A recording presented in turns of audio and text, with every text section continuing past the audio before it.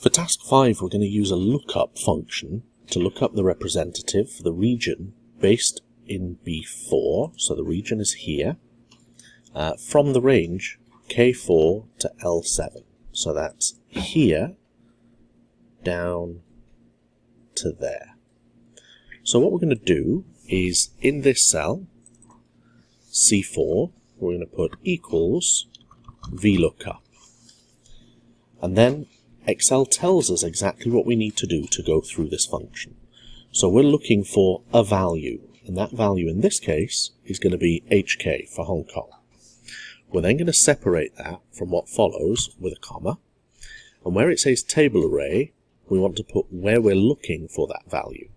So that's going to be over here, K4 down to L7. We're then going to separate that from the next bit with a comma. Where it asks for the column index number, we count from left to right. So in this case, we've only got 2 columns. The left one is column 1, the right one is column 2, and that's the one that we want. So we type 2, separate that from the next bit with a comma, and then we want an exact match. We don't want something that's similar, we want something that is exact.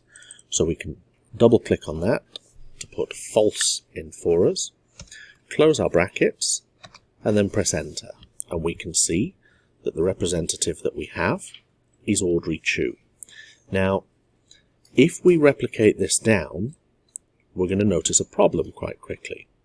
And that's because what we didn't do was make the table reference absolute. What we don't want to do every time we go down a row is for this to go down with us. So to make that absolute, you can select those cell references and hit F4 on your keyboard, which will add those dollar signs in there. What that tells Excel is do not move when this replicates. So if I press enter now, and I replicate down all the way to the bottom of this column, you'll see that it now works for the whole thing.